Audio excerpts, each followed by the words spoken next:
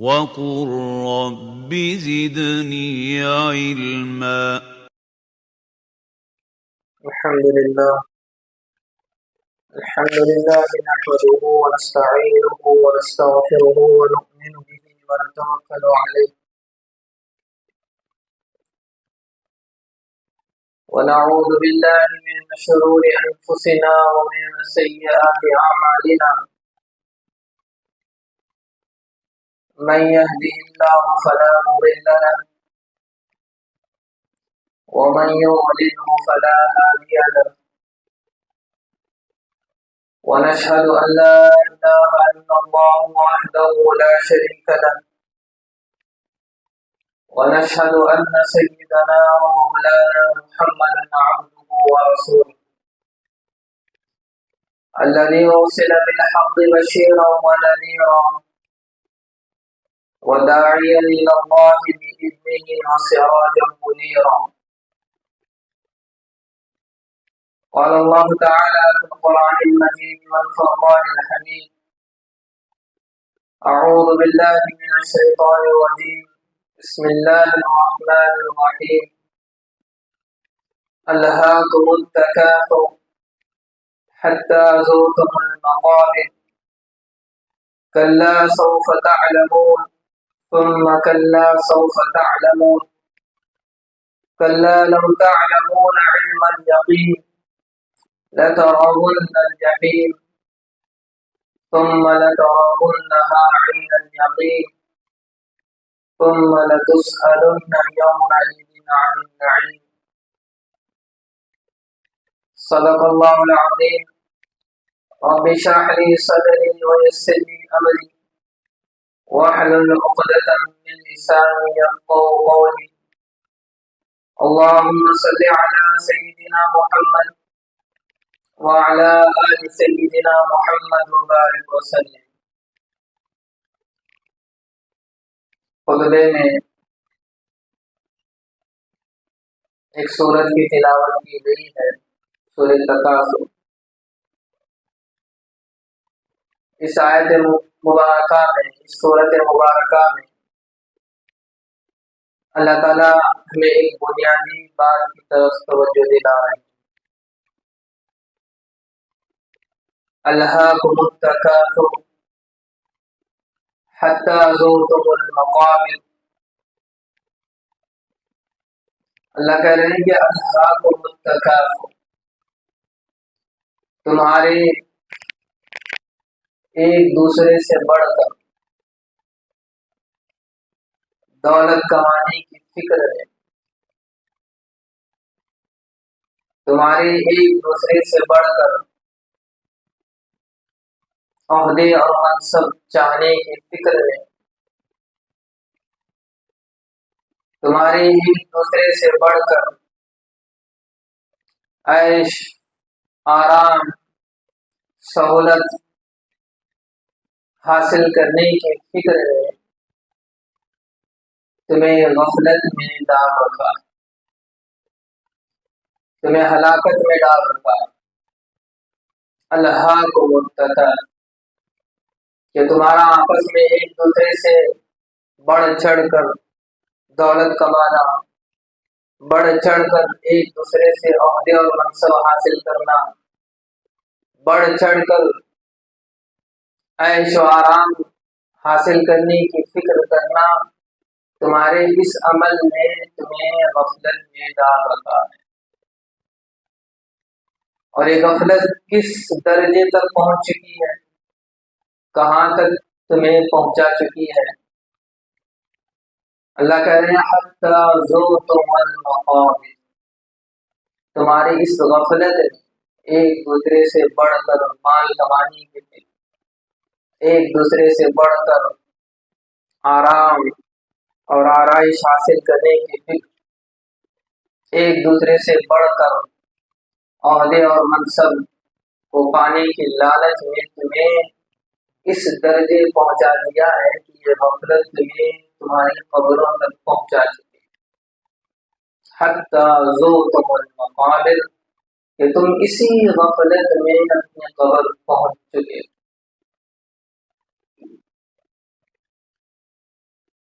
پھر آگے اللہ فرماتے ہیں کلا، ہرگز ایسا نہیں ہونا چاہیے، ہرگز ایسا نہیں ہونا چاہیے کہ تم ایک دوسرے سے بڑھ کر مال کی حصول کے لیے، عہدے اور منصب کو حاصل کرنے کی دھن میں اور آرام اور آسائش حاصل کرنے کے لیے ایک دوسرے سے بڑھ چڑھ کر اتنا اس میں منہمک ہو جاؤ، اتنا اس میں مشغول ہو جاؤ کہ تم قبر کو پہنچ رہے ہو اور تمہیں پتا نہیں کہ میں کس غفلت میں۔ اللہ کرے کلا، ہرگز ایسا نہیں ہونا چاہیے۔ پھر آگے اللہ فرماتے ہیں سوف تعلمون، اگر تم اسی طرح پڑے رہے، غفلت کا شکار رہے اور بس ایک دوسرے سے بڑھ کر مال دولت آسائش اور آرائش کے پیچھے لگے رہے تو پھر سوف تعلمون، ان قریب حقیقت کھل کر تمہارے سامنے آئے۔ جس غفلت میں تم پڑے ہوئے ہو، ان قریب اس غفلت سے پردہ اٹھا دیا جائے گا، حقیقت کھل کر تمہارے سامنے آئے۔ جب قبر پہنچو گے، محشر پہنچو گے اور پھر آخرت کے مناظر تمہارے سامنے ہوں گے، جہنم کی خوفناکی اور جنت کے حسین مناظر تمہارے سامنے ہوں گے تو سوف تعلمون، تو تب تمہیں اس کا اندازہ ہوگا، اس حقیقت کا اندازہ ہوگا۔ پھر آگے اللہ اور یاد دہانی کے لیے کہہ رہے ہیں کلا، ہرگز ایسا نہ کر، ہرگز اس غفلت میں نہ رہنا، کہیں یہ غفلت تمہیں اسی طرح قبر تک پہنچا نہ دے۔ کلا سوف تعلمون، پھر اللہ کہہ رہے ہیں کہ ان قریب تم جان لو۔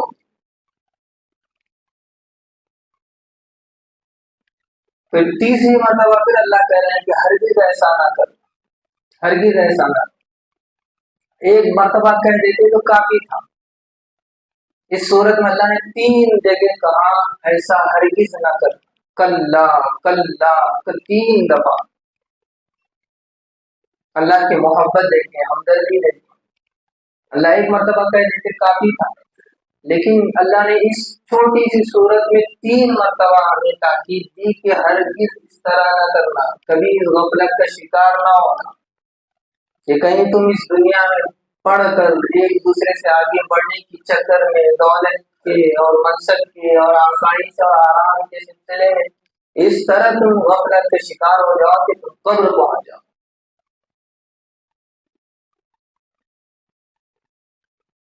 پھر آگے اللہ فرماتے ہیں ثم لترونها كلا سوف تعلمون ثم كلا سوف تعلمون كلا لو تعلمون علم اليقين۔ پھر اللہ کرے کہ کاش کہ تم اس حقیقت کو جان لے، کاش کہ تمہیں پتا ہوتا کہ یہ ہونا کس قدر خطرناک ہے، یہ کہ تمہیں اس کا اندازہ بھی، اگر تھوڑا سا اندازہ بھی ہو جاتا ہے کہ حقیقت کیا ہے تو پھر تم کبھی اس دوڑ میں اس ریس میں حصہ نہ لے کہ میں ایک دوسرے سے بڑھ کر مال کا ہوں، ایک دوسرے سے بڑھ کر عہدے اور منصب کے پیچھے لگا رہا ہوں۔ تمہیں ذرا سا بھی اس کا احساس ہوتا تو کبھی تم اس ریس کا حصہ نہیں بنتے۔ کلا لو تعلمون علم الیقین۔ پھر آگے اللہ فرما رہے ہیں لترون الجحیم، پھر تم اپنی آنکھوں سے جہنم کو دیکھو گے۔ ثم لترونها عین الیقین، پھر تم اپنی آنکھوں سے دیکھ کر مشاہدے کا یقین حاصل کر لو۔ ایک تو ہم سب کو یقین ہے کہ جہنم موجود ہے، قرآن کے ذریعے سے یا حدیث کے ذریعے سے پتہ چلا، اور قرآن اور حدیث میں ہمیں اس کی خبر ہے، ہم تو اس پر یقین رکھتے ہیں کہ جہنم ہے، لیکن جب آنکھوں سے دیکھ کر مشاہدے سے بھی وہاں کل قیامت میں ہمیں یقین ہو جائے گا کہ ہاں جہنم ہے۔ پھر آگے اللہ فرما رہے ہیں ثم لتسألن یومئذ عن النعیم۔ کبھی اس غلط فہمی میں نہ رہنا، کبھی اس دھوکے میں نہ رہنا کبھی اس غفلت کا شکار نہ ہونا کہ جو نعمتیں اللہ پاک نے تمہیں دی ہیں اس کا کوئی حساب نہیں ہوگا. دولت، شہرت، عزت، صحت، نعمت، اولاد، رہنے کے لیے مکان، روزی، جو نعمتیں تمہیں دی گئی ہیں کبھی اس غلط فہمی میں نہ رہنا کہ اس تعلق سے کوئی نہیں پوچھے گا. ثم لتسألن یومئذ عن النعیم. ہر نعمت کے بارے میں اللہ کل قیامت میں پوچھیں گے کہ اس کا کیا حق ادا کیا. صحت عطا کی تھی، اس صحت سے تم نے کیا کار خیر کی. دولت عطا کی تھی، تم نے اس دولت کو کہاں صرف کیا. طاقت اور قوت ہم نے تمہیں دی، اس طاقت اور قوت کا کتنا خیر میں استعمال کیا ہے. اولاد ہمیں تمہیں دی، کس قدر تم نے اپنے اولاد کی تربیت کی. عقل اور سوچ اور سمجھ کی صلاحیت دی، تم نے اس عقل اور سوچ اور سمجھ کی صلاحیتیں کن خیر کے کاموں میں استعمال کی. ایک ایک نعمت کے تعلق سے پوچھا جائے گا. ثم لتسألن یومئذ عن النعیم. کیونکہ ہم عربی نہیں جانتے. اگر عربی جانتے تو پھر ان آیتوں کے اندر جو تاثیر ہے، جو زور اور طاقت ہے، وہ دلوں کو ہلا کر رکھ دیتی. کیونکہ ہم عربی کا ترجمہ کر رہے ہیں، اپنی زبان میں اس کا ترجمہ کر رہے ہیں. زبان جب زبان سے سمجھی جاتی ہے تو پھر اس کا اثر الگ پڑتا ہے.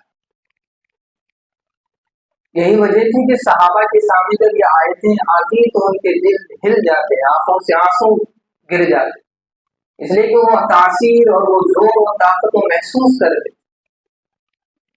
کیونکہ عربی کو جب اردو یا کسی زبان میں اس کا ترجمہ کیا جاتا تو پھر وہ طاقت وہ تاثیر اس زبان میں نہیں ہوتی.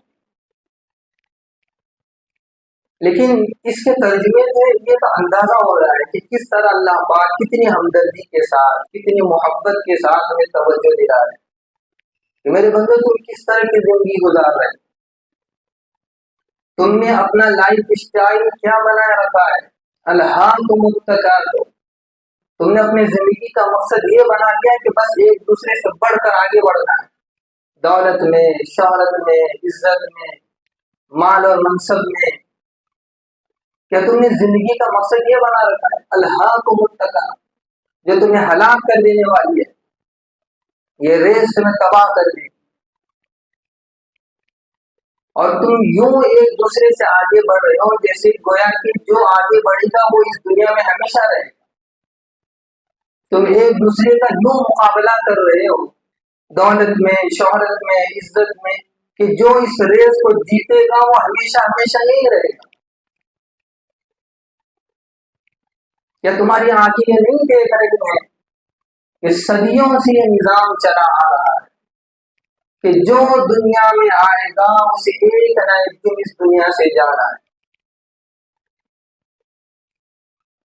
تمہاری آنکھیں صدیوں سے دیکھ رہی ہیں کہ جو اس دنیا میں آیا ہے اسے ایک نہ ایک دن یہاں سے نکلنا ہے.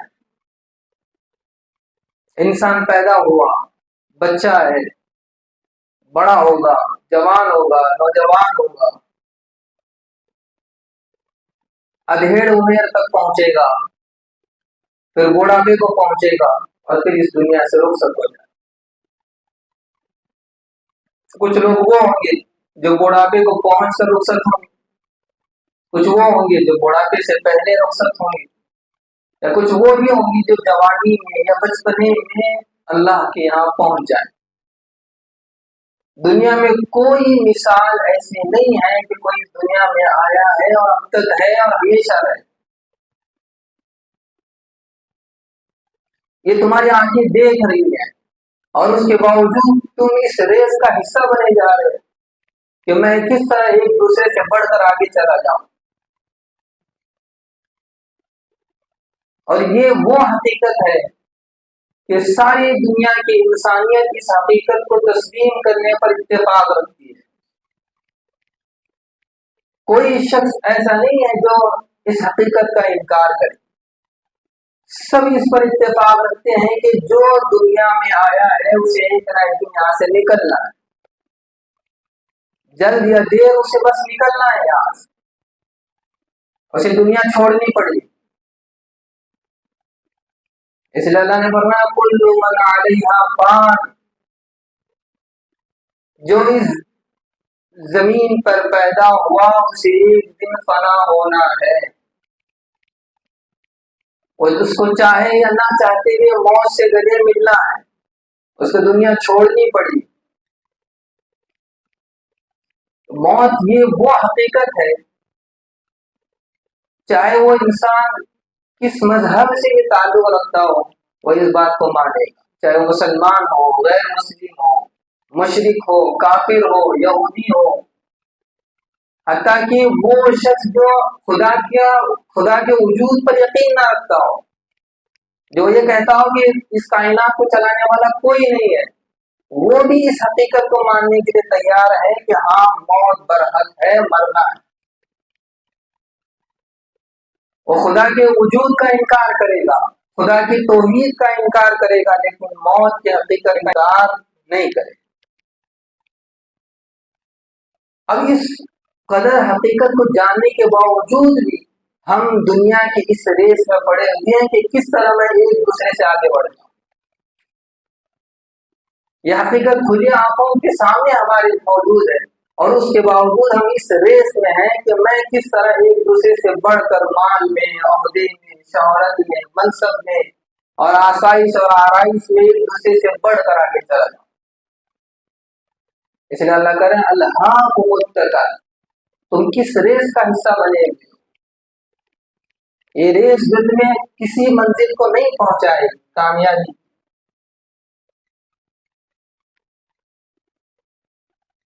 दूसरी बात जिसे कोई इनकार नहीं करता, एक तो ये कि मौत बरहक है, और दूसरी ये कि मौत कब आएगी ये भी यकीनी तौर पर कोई नहीं कह सकता।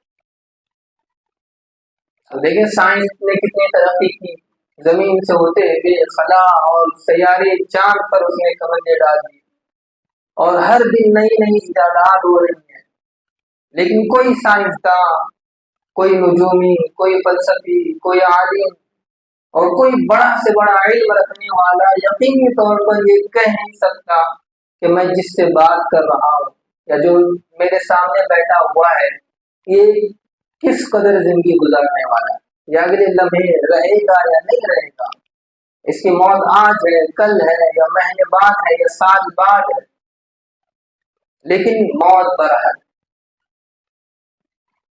अब जब ये सारी हकीकत सामने आ गई, क्या इंसान देख रहा है कि जो इस दुनिया में आ रहा है उसे एक ना एक दिन जाना है, तो पता चला कि ये दुनिया सफर की जगह है, ये दुनिया एक सफर है, मंजिल नहीं है।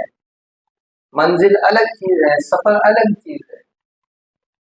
मुख्तसर सा सफर भी हो तो आदमी ये कहता है कि भाई मैं सफर पर हूं, और मंजिल एक अलग चीज है। तो इससे यह हकीकत वाज़ेह हो गई कि दुनिया एक सफर है, मंजिल नहीं है। अगर मंजिल होती तो कुछ ना कुछ ऐसे लोग होते जो हमेशा से रहते आ रहे हो, लेकिन तारीख गवाह है कि कोई आज तक इस दुनिया में नहीं रहा, ना आइंदा रहेगा। तो पता चला ये सफर है, मंजिल नहीं है, ठिकाना नहीं है, ये गुजरगाह है, ये गुजरगाह। और जब ये पता चला कि ये गुजरगाह है, ये सफर की जगह है, दुनिया में जब हम सफर पर निकलते हैं तो उस सफर का मकसद होता है। हर आदमी एक मकसद को लेकर निकलता है। तिजारत का कोई मकसद होता है, तिजारत के मकसद से कोई निकलता है, कोई पढ़ने के लिए सफर करता है, उसका सफर पढ़ने के लिए होता है, मकसद की पढ़ाई है। कोई ताजिर आदमी सफर कर रहा है तो उसका मकसद बिजनेस होता है, तिजारत होती है। और कोई घूमने और फिरने के लिए सफर करता है। तो इस दुनिया में भी जब कोई आदमी सफर करता है तो उस सफर का मकसद होता है, कोई बेमकसद सफर नहीं करता। भरी ट्रेन में या भरी बस में उस सारी बस और सारी ट्रेन में किसी से भी आप पूछ लें आप कहाँ जा रहे हैं और किस मकसद से जा रहे हैं, तो हर कोई कहेगा कि मैं फला इलाके जा रहा हूँ और इस मकसद के लिए मैं सफर कर रहा हूँ। उस भरी ट्रेन में कोई एक बंदा भी ऐसा नहीं मिलेगा जो ये कहे कि मैं फला इलाके जा रहा हूँ और इतना लंबा सफर है और उस सफर का कोई मकसद नहीं, कोई एक बंदा भी नहीं मिलेगा। और अगर खुदा न खास्ता कोई मिल जाए, कोई कहे कि मैं इतना लंबा सफर कर रहा हूँ और उस सफर का मेरा कोई मकसद नहीं है, तो लोग क्या कहेंगे कि ये तो पागल है, इतना लंबा सफर तय कर रहा है और इतनी मशक्कतें उसमें हैं और कह रहा है कि इस सफर का कोई मकसद नहीं, तो लोग उसको कहेंगे कि पागल है, ये तो दीवाना है, ये सफर कर रहा है और सफर का मकसद पता नहीं। तो बिल्कुल इसी तरह हमारा अपना हाल कि हम हालत सफर में है, ये जिंदगी एक सफर है और हमें इस सफर का मकसद पता नहीं, या पता था तो हम भूल कर इस जिंदगी का सफर कर रहे हैं, जबकि भेजने वाले ने ये बताकर भेजा ये जिंदगी का सफर, इसका क्या मकसद है, जिस सफर के लिए तुम्हें भेजा जा रहा है इसका क्या मकसद है। भेजने वाले ने इस सफर का मकसद बताया, लेकिन हम इस सफर को भूल कर जिंदगी गुजार। अगर आप सोचें कि जब कोई आदमी बड़ी ट्रेन में कोई ये कहे कि मैं इतना दिल्ली का सफर कर रहा हूँ और उस दिल्ली के सफर के लिए मेरा कोई मकसद नहीं है, बस मैं यूं ही जा रहा हूँ, तो सारे लोग उस पर हंसेंगे कि इतना लंबा सफर और इस सफर का कोई मकसद नहीं। तो इसी तरह जो आदमी जिंदगी गुजार रहा है वो कहे कि बस खेल कूद में और माल दौलत के पीछे, दुनिया के पीछे, और उसका कोई मकसद नहीं है, तो जिस तरह उस मुसाफिर पर तरस आता है, इसी तरह इस बंदे पर जो जिंदगी का सफर कर रहा है उसे पता नहीं कि जिंदगी के सफर का क्या मकसद है। अल्लाह ताला को ऐसे ही उस बंदे पर तरस आता। तो इसलिए अल्लाह कह रहे हैं कि अल्लाह को मुत्तका, मेरे बंदे तुम किस सफर, तुम किस रेस का हिस्सा बने। अब जरा हम पूछें अल्लाह से, भेजने वाले से, कि आपने इस सफर पर हमें भेजा है, तो इस सफर का क्या मकसद है। तो अल्लाह ताला ने कुरान मजीद में वाज़ेह तौर पर फरमाया, वमा खलक़तुल जिन्ना वल इंसा इल्ला लियअबुदून, हमने जिन्नात और इंसान को अपनी बंदगी के लिए पैदा किया है। जिंदगी का सफर बंदगी के लिए है। जिंदगी आमद बराए बंदगी, जिंदगी आमद बराए बंदगी, जिंदगी बेबंदगी शर्मिंदगी। जिस जिंदगी में बंदगी नहीं है तो वो शर्मिंदगी। जिंदगी का मकसद बंदगी है, और बंदगी सिर्फ चंद आमाल का नाम नहीं है। बंदगी सिर्फ नमाज नहीं है, बंदगी सिर्फ रोजा नहीं है, बंदगी सिर्फ हज नहीं है, बंदगी सिर्फ उमरा नहीं है, बंदगी सिर्फ 4 अमाल कर लेने से हम बंदगी अल्लाह के बंदे कहलाए जाने के मुस्तहिक नहीं है, बल्कि बंदगी तो यूं समझे कि अपनी जिंदगी को अल्लाह के सुपुर्द कर दे। बंदगी अपनी जिंदगी को अल्लाह के सुपुर्द कर देने का नाम। अल्लाह जिस तरह चाहे उस तरह जिंदगी गुजारना। अल्लाह कहें कि इससे रुक जाओ तो रुक जाने का नाम बंदगी है। अल्लाह कहें कि इसको करो तो फिर करने का नाम बंदगी है। पूरी जिंदगी का नाम बंदगी, चंद अमाल का नाम बंदगी नहीं है। हमारी तिजारत अल्लाह की मर्जी के मुताबिक, ये बंदगी। हमारे मुआमलात अल्लाह की चाहत के मुताबिक हो, ये बंदगी है। हमारा लेन देन अल्लाह की चाहत के मुताबिक हो, ये बंदगी है।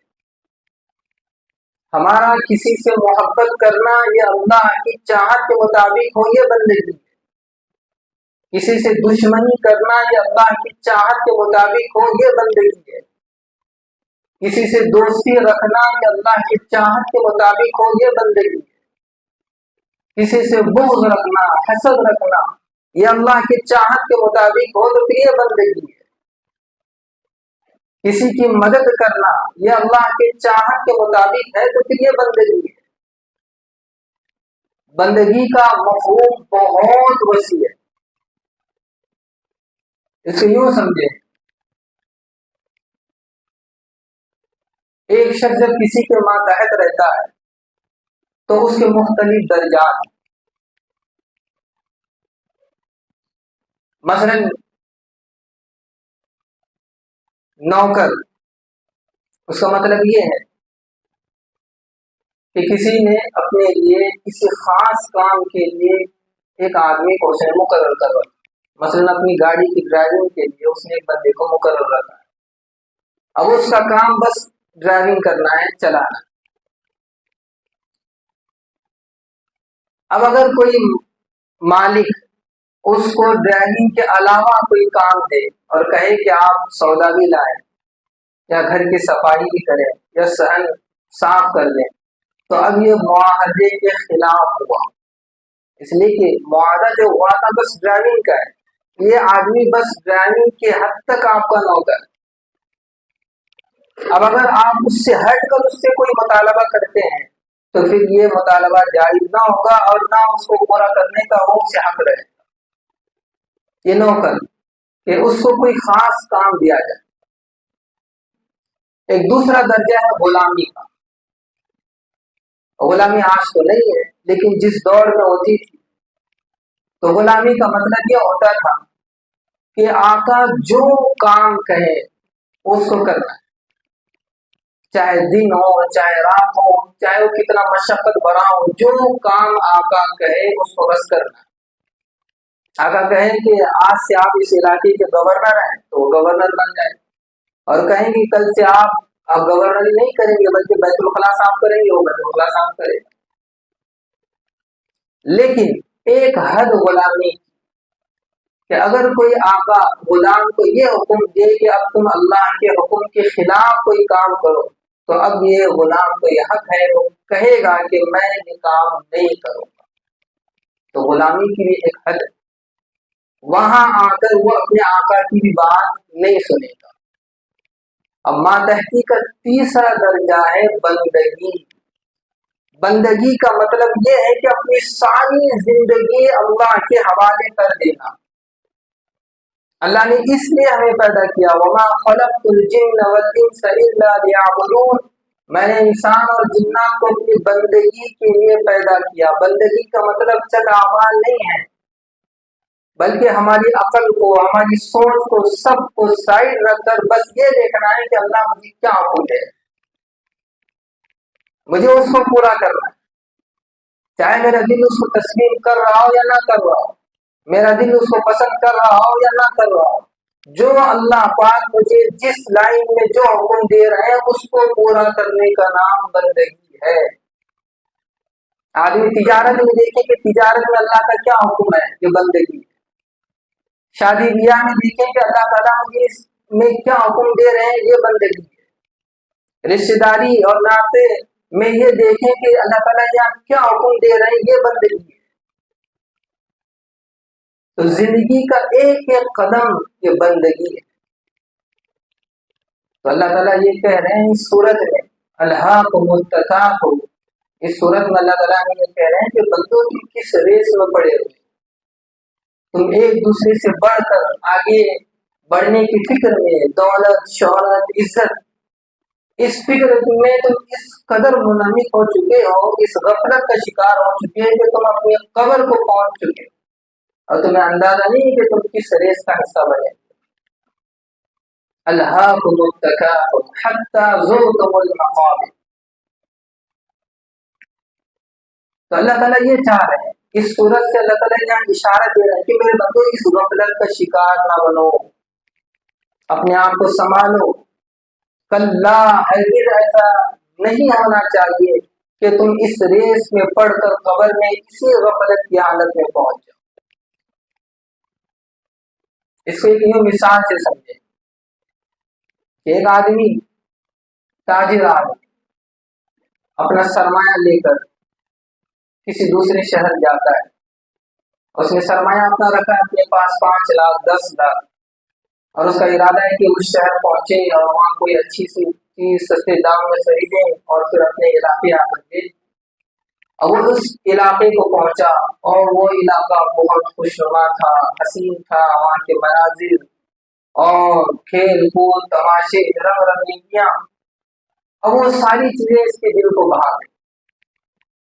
اب وہ اپنا سارا سرمایہ اس کھیل کود میں، ان تماشوں میں، ان رنگ رنگینیوں میں اس نے پورا خرچ کر دیا۔ اب 1 روپے کی بھی اس نے کوئی سامان تجارت نہیں خرید۔